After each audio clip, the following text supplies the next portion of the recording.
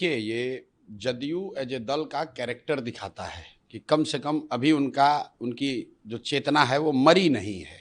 नीतीश कुमार कमज़ोर पड़ गए हैं और हम लोग उस दल में रहे हैं। नीतीश को मैं जानता हूँ, नीतीश कुमार को। अगर इस तरह का आरोप लगा होता, नीतीश कुमार अपने प्राइम में होते तो अब तक उस मिनिस्टर को सैक कर दिया होता। लेकिन दल का डीएनए जो है, कम से कम उसमें इतना उनके आंख में लाज शर्म बचा हुआ है। कल नीरज जी ने जो कहा है कि भाई जिन पर आरोप लगा है ये नीतीश कुमार का दल है, इसमें आरोप लगता है तो लोगों को आकर जवाब देना पड़ता है। तो मैं उस बात का स्वागत करता हूं कि उस दल के मुख्य प्रवक्ता ने दल के नेतृत्व के सहमति से ही कहा होगा कि अशोक चौधरी जी को जवाब देना चाहिए और उनको इधर उधर की बात नहीं करनी चाहिए।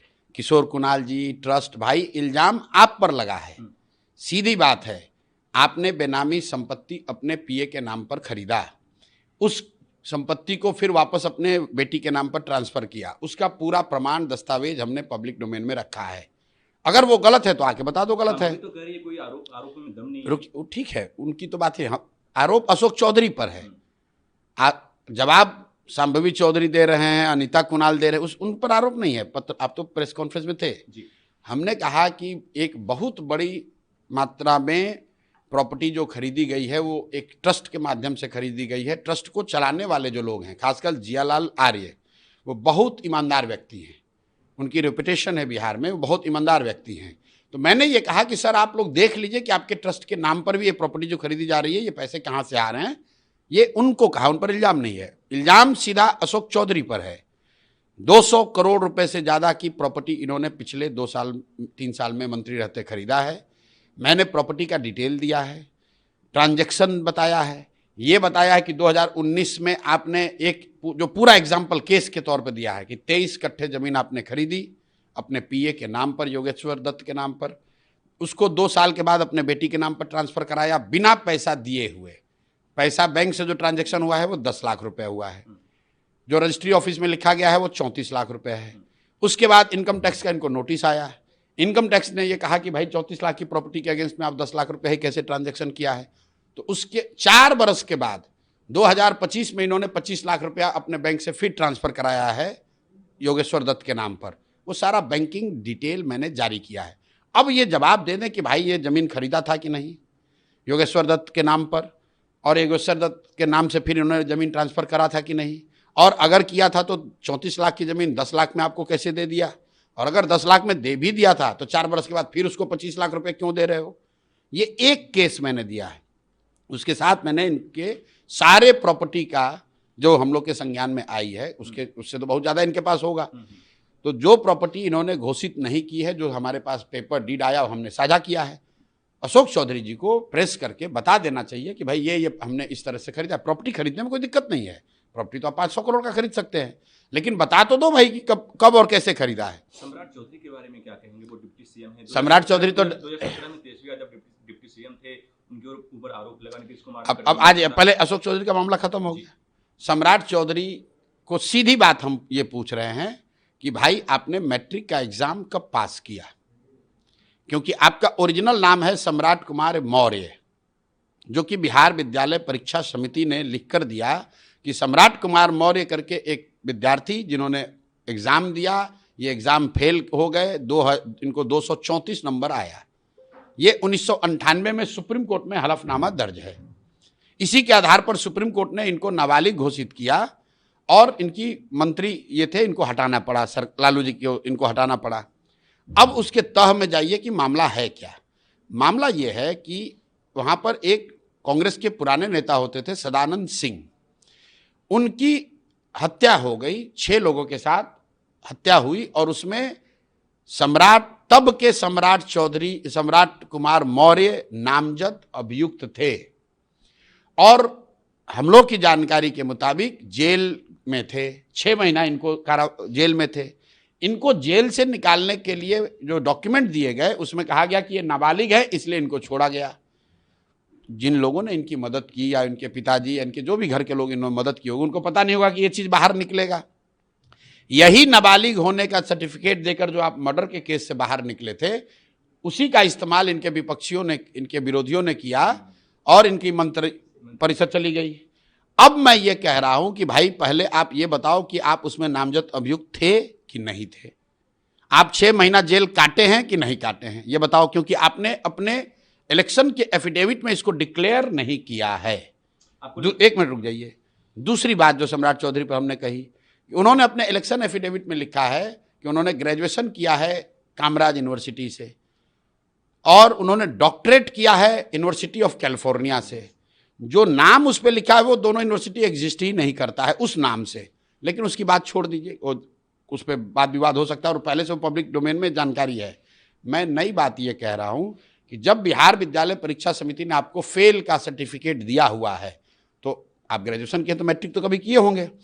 इलेक्शन कमीशन के एफिडेविट में आपने मैट्रिक और 12वीं के बारे में जानकारी क्यों नहीं दी है? बता दो भाई बिहार के लोगों को कि आपने मैट्रिक की परीक्षा कब पास की और 12वीं की परीक्षा कब पास की।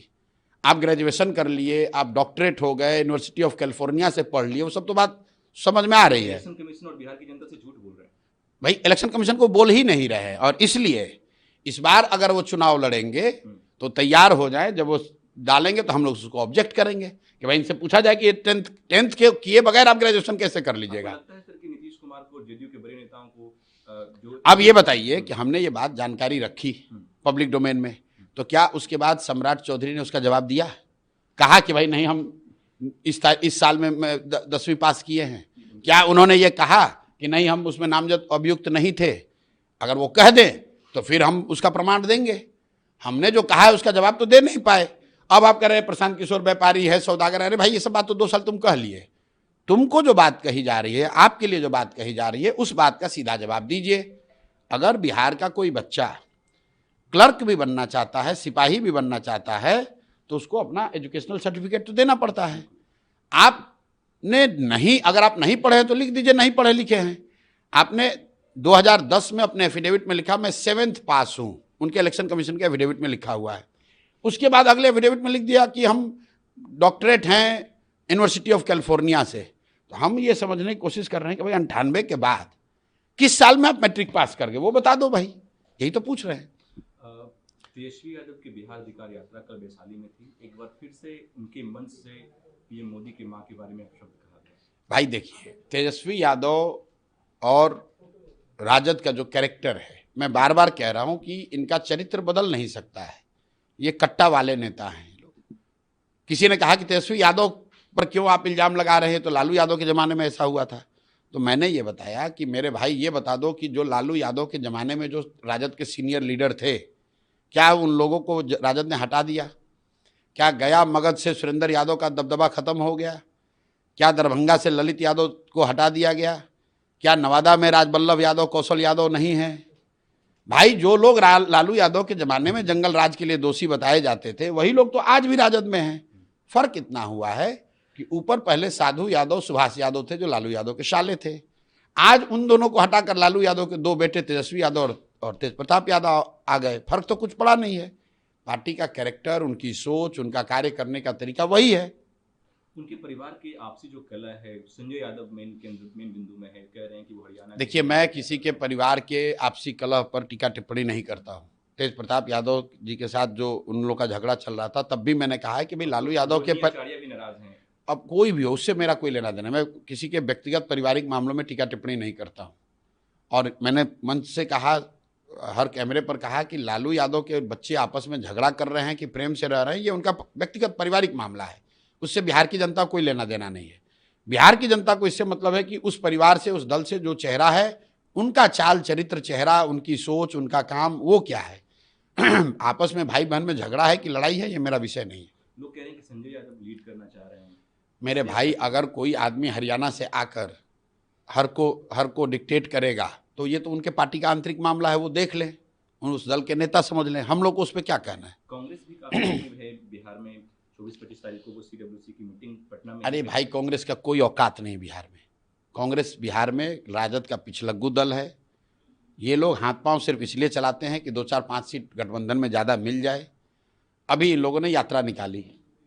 अगर कांग्रेस और राजद मिलके ही इतना ताकत है तो अभी यात्रा फिर तेजस्वी यादव निकालें तो उसमें कांग्रेस वाले क्यों नहीं बैठ रहे हैं? कहाँ है कांग्रेस उसमें? भाई, यहाँ पर महागठबंधन का नेतृत्व राजद के हाथ में है उसके चेहरा, उसकी राजनीतिक ताकत लालू यादव और तेजस्वी यादव हैं। कांग्रेस तो राहुल गांधी को कौन पूछ रहा है बिहार में? अगर राजद वालों ने मदद नहीं की तो पटना में इनकी मीटिंग फ्लॉप हो गई। इनकी हिम्मत भी नहीं पड़ी कि गांधी मैदान में रैली कर ले। कांग्रेस तो इनको तो सीएम के भी मान ही नहीं रही है। कि भाई उनको मानने की क्या जरूरत है यार? ये बिहार में जो थोड़ी बहुत भी राजनीति समझता है, महागठबंधन को अगर कल गलती से भी वोट आ जाए तो लालू जी जाएंगे राहुल गांधी और खड़गे से पूछने। भाई सबको मालूम है कि तेजस्वी यादव बनेंगे। तेजस्वी यादव रोज मंच पे कह रहे हैं कि हम बनेंगे नए सीएम। राहुल कहाँ कह रहे हैं कि राहुल गांधी से हमारी वार्ता चल रही है, कांग्रेस के लोगों से बात चल रही है?